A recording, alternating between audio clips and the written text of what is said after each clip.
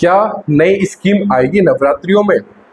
अगर स्कीम आती है तो उसका क्या प्रभाव पड़ेगा यमुना की मार्केट पर? और अगर स्कीम नहीं आती है तो ये कितने दिनों में आएगी और कब तक आएगी? तो साथियों, आज का जो हमारा विषय है वो स्कीम के ऊपर रहने वाला है और आज हम स्कीम से रिलेटेड बात करेंगे कि और स्कीम से जानेंगे कि स्कीम कब तक आएगी, कैसे आएगी और अगर आएगी तो क्या प्रभाव पड़ेगा, नहीं आएगी तो क्या प्रभाव पड़ेगा। तो आज हम 2 से 3 पॉइंट में अपनी इस वीडियो को रखेंगे और मैं आपको स्कीम का पूरा जितने भी केस होंगे कि भाई आएगी या फिर नहीं आएगी और जो भी मतलब चीज़ें होंगी वो सबको समझाने का प्रयत्न करूंगा। तो नमस्कार साथियों, मेरा नाम है दीपेश चौधरी और मैं आपका अपने YouTube चैनल पर हार्दिक अभिनंदन करता हूं। तो साथियों, अगर आप मेरी वीडियो प्रतिदिन देखते हैं, आपको मेरी वीडियो पसंद है, तो प्लीज़ अगर आपने अभी तक मेरा चैनल सब्सक्राइब नहीं किया हुआ है तो एक बार मेरा चैनल अवश्य सब्सक्राइब कर ले, इससे मुझे थोड़ा सा प्रोत्साहन मिलता है। तो साथ ही चलो वीडियो स्टार्ट करते हैं अपनी। तो आप सभी को पता होगा कि पिछले 10 से 15 दिनों में एक न्यूज़ सर्कुलेट हो रही है और उस न्यूज़ में है कि 2000-3000 प्लॉट की स्कीम नवरात्रियों में आने वाली है। और कुछ जगह ऐसा लिखा होता है कि भाई बहुत अच्छी तरह से कि यमुना आवासीय भूखंड योजना एक बार फिर से आने वाली है, लोगों के लिए खुशखबरी है, नवरात्रियों में आने वाली है। इस तरह से मतलब 2 से 4 चीज़ें हैं जो न्यूज़ में मतलब फैली हुई है। तो आज जानते हैं कि क्या वाकई में जो स्कीम है ये नवरात्रियों में आएगी या फिर नहीं आएगी। तो अपना सबसे पहला पॉइंट पकड़ते हैं कि क्या नवरात्रियों में स्कीम आएगी। तो आज जानते हैं कि इसमें कितनी सच्चाई है और इसमें कितनी सटीकता है।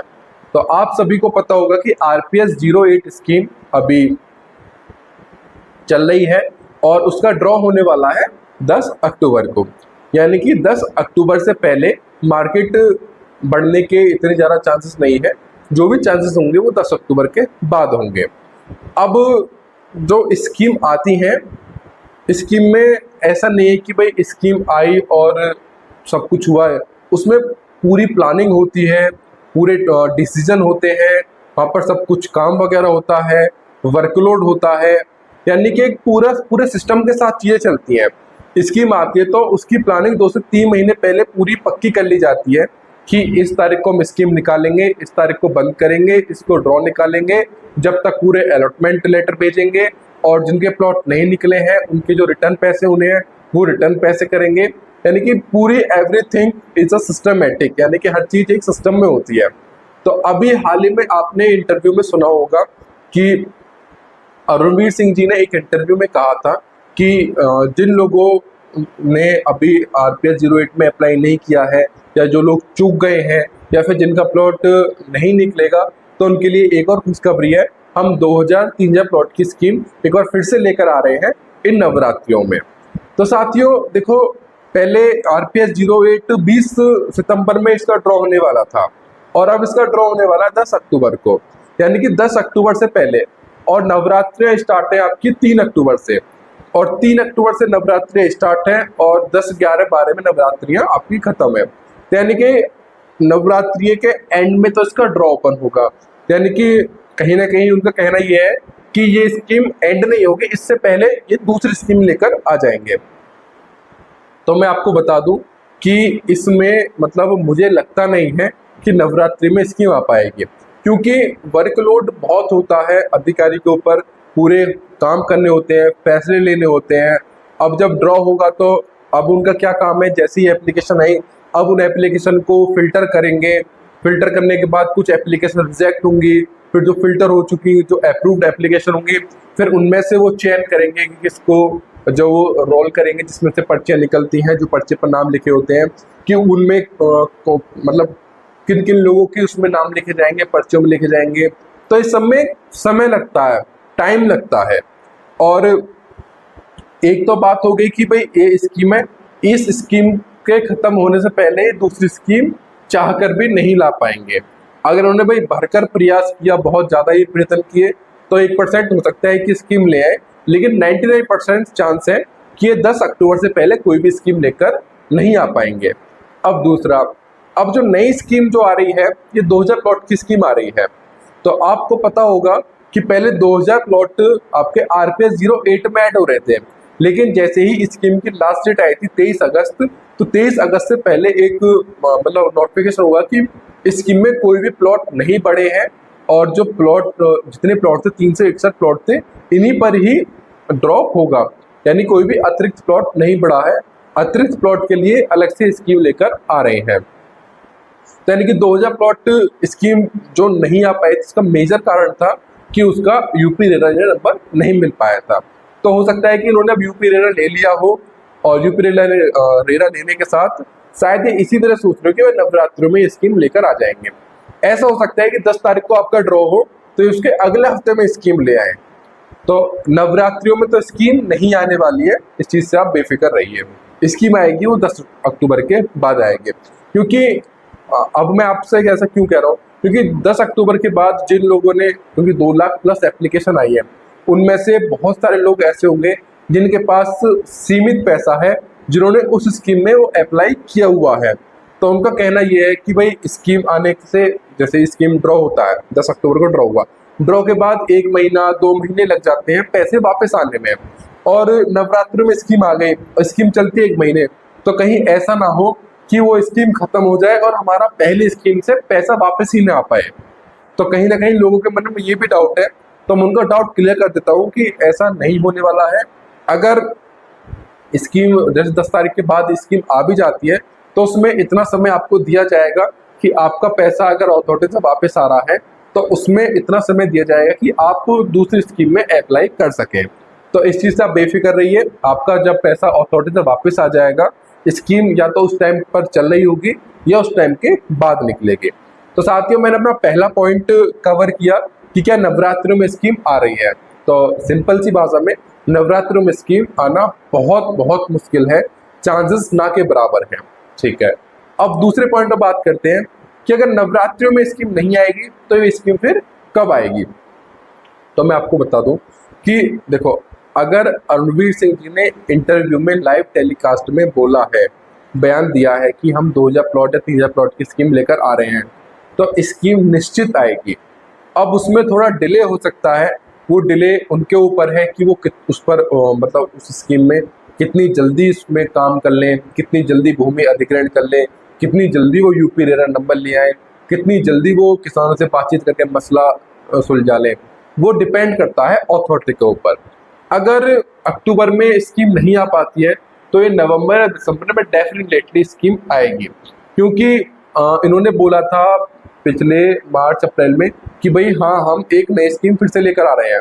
तो मार्च अप्रैल में ना आते आते आते आते आते जुलाई में स्कीम लेकर आ गए थे।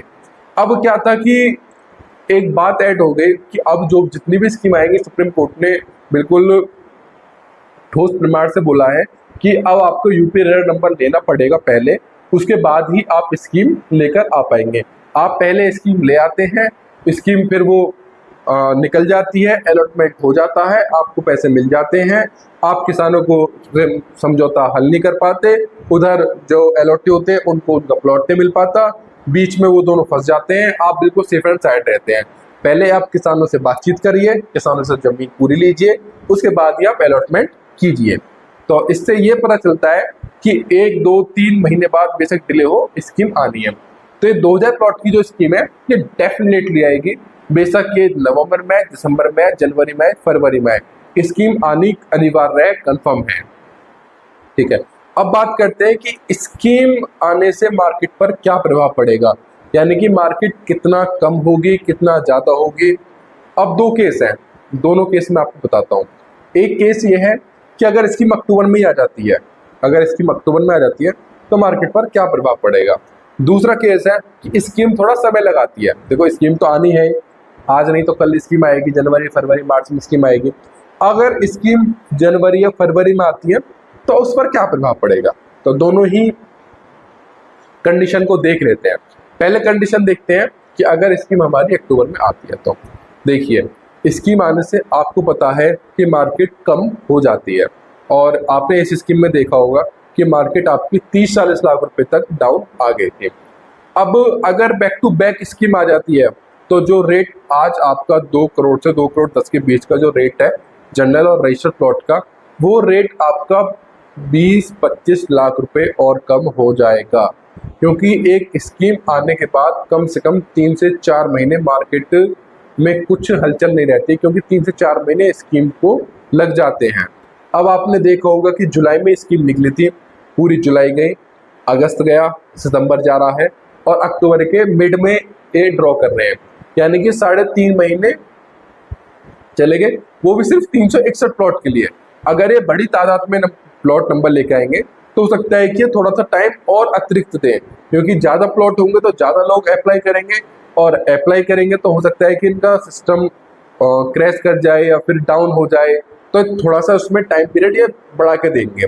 यानी कि अब के दिया था इन्होंने पहले 1 महीने का, फिर इन्होंने 20 दिन बढ़ाए थे, इस पर हो सकता है कि 2 महीने का आपको टाइम दे कि 2 महीने तक स्कीम आप स्कीम में अप्लाई कर सकते हैं। ठीक है, अगर अक्टूबर में स्कीम आती है तो मार्केट आपकी बिल्कुल निश्चित डाउन हो जाएगी, क्योंकि जिन लोगों का पैसा अथॉरिटी से आएगा, जिनका प्लॉट नहीं निकला है, वो अपने पैसे को तुरंत फिर नई स्कीम में एडजस्ट कर देंगे, यानी कि सेल रिसेल आपकी ना के बराबर रह जाएगी।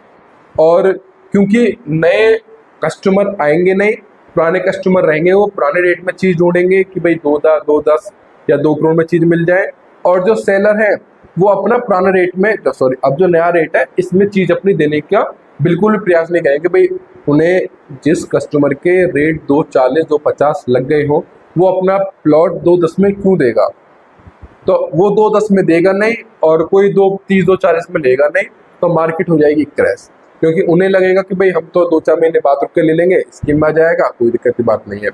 तो अगर अक्टूबर में स्कीम आती है तो मार्केट आपकी 20-25 लाख रुपए तक डाउन जाने की संभावनाएं हैं।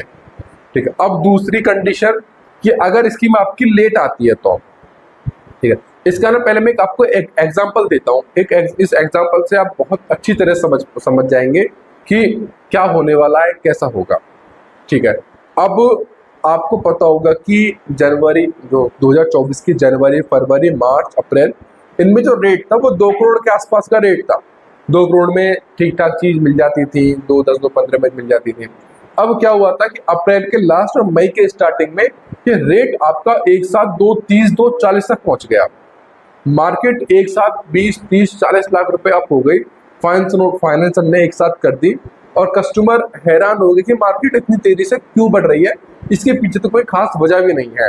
लेकिन मार्केट ऑलरेडी 2.5 करोड़ तक पहुंच चुकी थी, और फिर लोगों ने अपनी वीडियो के माध्यम से या फिर अपने किसी और चीज़ के माध्यम से ये कहने लगे कि ये मार्केट अब देखना कि सितंबर तक ये मार्केट 3 करोड़ टच कर जाएगी, सितंबर अक्टूबर में ये प्लॉट आपको 3 करोड़ रुपए में भी नहीं मिलेंगे। उस दरमियान भी मैंने एक वीडियो बनाकर कहा था कि रेट आपका बिल्कुल बढ़ा है, लेकिन अगर आप ये सोच रहे हैं कि सितंबर तक ये रेट 3 करोड़ हो जाएगा, तो ऐसा होने वाला बिल्कुल भी नहीं है। आप इस चीज़ की भागा दौड़े प्लॉट, मतलब कि भाई होता है ना कि 2.5 करोड़ में चीज़ मिल रही है आज, और आज कल आए हम कि वो चीज़ बिक गई, फिर हमने कल कोई और चीज़ पसंद करी, तो मन में होता है कहीं ऐसा ना हो यार कल ये बिक जाए, फिर हमें 1-2 महीने वेट करें, फिर हमें 3 करोड़ में चीज़ ना मिले, तो जल्दी इन्वेस्ट कर लेते हैं, जैसा प्लॉट मिलता है ऐसा देख लेते हैं। तो उस कहीं जल्दबाजी के चक्कर में ना कभी कभी लॉस उठाने पड़ जाते हैं। तो जब भी मैंने अपनी वीडियो में कहा था कि आप आराम से स्वेच्छा में चीज़ को देख के पसंद कीजिए और आराम से चीज़ लीजिए। ठीक है, तो अब उसकी मैं फिर से एक बार कहानी दोहराता हूँ कि उस दरमियान क्या हुआ था। तो मई के स्टार्टिंग में, अप्रैल के लास्ट वीक और मई के स्टार्टिंग वीक में दो हफ्तों में मार्केट बूम आ गया था, 30-40 लाख रुपए, 2.5 करोड़ तक मार्केट पहुंच गई थी। और मई के मिड में यानी कि 14-15 तारीख से न्यूज़ आने लगी, पेपर्स में हेडलाइंस आने लगी कि यमुना अथॉरिटी एक नए प्लॉट की स्कीम लेकर आ रही है। उसमें कभी आता था कि 10,000 प्लॉट आ रहे हैं, कभी होता था कि उसमें 30 मीटर के प्लॉट आ रहे हैं, कभी होता था कि उसमें सेक्टर 3, सेक्टर 4, सेक्टर 5 के प्लॉट आ रहे हैं, कभी होता था कि सेक्टर 18, सेक्टर 20 के प्लॉट आ रहे हैं, लेकिन कंफर्म कुछ नहीं हुआ था। लेकिन उसकी वजह से मार्केट में कस्टमर रुक गया था। मार्केट के कस्टमर को लगा था कि भाई रेट अब बढ़ने वाला नहीं है, क्योंकि स्कीम आएगी निश्चित, और स्कीम के आने जैसे स्कीम आती है, स्कीम मार्केट को कमज़ोर कर देती है। तो आपने देखा होगा कि मई के लास्ट में मार्केट में बारी बिल्कुल ख़त्म हो गया था। जो मार्केट में इक्का दुक्के कस्टमर थे, उन्होंने अपनी चीज़ लेकर मतलब ओके हो गया। मई का लास्ट और पूरा जून मार्केट में कोई कस्टमर नहीं, सब स्कीम के इंतज़ार में। और स्कीम आपका कंफर्म हुई थी 20 या 25 जून को कि भाई 5 जुलाई को स्कीम आ रही है। अब आपने हाल देखा, अपने आंखों के सामने देखा है कि मार्केट कितना कम हो गई है। अब ऐसे ही इसको देखते हैं। अब हमें एक कंफर्म है कि भाई स्कीम आने वाली है, थोड़ा सा टाइम डिले होगा। तो इसमें क्या होगा कि रेट आपका, जो आप सोच रहे हैं कि रेट बहुत ज़्यादा बढ़ जाएगा, तो रेट बहुत ज़्यादा नहीं बढ़ेगा। रेट जो वो आपका इनिशियल पोजीशन तक ही पहुंच पाएगा। यानी कि अगर आज का रेट आपका 2 करोड़ 10 लाख है, तो रेट आपका 2 करोड़ 50 लाख तक ही मैक्स पहुंच पाएगा। 2.50 से रेट बिल्कुल भी फालतू नहीं बढ़ेगा। क्यों? क्योंकि इनिशियल पोजीशन तक ही रेट मैक्सिमम पहुंच पाएगा। क्योंकि बहुत सारे लोगों का कहना है कि भाई रेट 2.40 से नीचे आया है, 2.40 तो वर्थ प्राइस है, चलो ले लेते हैं अगर थोड़ा बहुत मार्केट बढ़ रही है। तो 10-20 लाख मेरे हिसाब से तो रेट आपका ये 2.20 2.30 के इर्द गिर्द रहेगा। लेकिन अगर 1% कुछ कस्टमर मार्केट में आ जाते हैं या फिर मार्केट थोड़ी सी अप कर जाती है, तो रेट आपका मैक्सिमम आप 2.5 करोड़ तक इसको देख सकते हैं। यानी कि अब थोड़ा ज़्यादा लंबा समय हो गया रेट बढ़ने के लिए। क्योंकि एयरपोर्ट भी अभी संशय में है, वो भी क्लियर नहीं है कि एयरपोर्ट आखिर कब तक बनकर तैयार हो जाएगा, कब वहाँ फ्लाइट उड़ेगी। पहले सितंबर था, फिर दिसंबर था, अब अप्रैल हो गया। तो चीज़ें कुछ भी क्लियर नहीं हो पा रही हैं, जिसकी वजह से यहाँ के कस्टमर जो है ना, उसके मन में चीज़ें आ जाती हैं कि भाई कहीं ऐसा ना हो कि यार आपका एयरपोर्ट थोड़ा सा और डिले हो जाए, मार्केट थोड़ी और डाउन आ जाए। तो मैंने आपको तीनों पॉइंट समझा दिए हैं कि अगर ऐसा होता है तो क्या होगा, वैसा होता है तो क्या होगा। और मैं सोचता हूँ कि जो मैंने आपको समझाया है वो आपकी समझ में आया भी हो, जो मैंने समझाने का प्रयास किया है। अब अगर आपको मेरी वीडियो अच्छी लगी है, आपको लगा है कि भाई हाँ मैंने बिल्कुल जायज़ पॉइंट पर बात की है और एक अच्छी आपको मतलब अच्छी बात बताई है कि भाई हाँ अगर ऐसा होता है तो क्या होता है, जो मेरी बातों का समर्थन करते हैं, तो एक बार प्लीज़ कमेंट में बताना ज़रूर कि हाँ भाई आप बिल्कुल ठीक करें। और जो समर्थन नहीं करते हैं कि नहीं ऐसा नहीं है और इन केस ऐसा भी हो सकता है, वैसा भी, इनकी कोई और कंडीशन भी वो ला रहे हैं, तो वो भी एक बार कमेंट करके ज़रूर बताना कि अगर मैं गलत हूँ तो मुझे थोड़ा सुधार करने का प्रयास करना। तो आज की वीडियो में इतना ही, मिलते हैं फिर आपसे एक अगली वीडियो में और एक बहुत अच्छी टॉपिक के साथ। नमस्कार।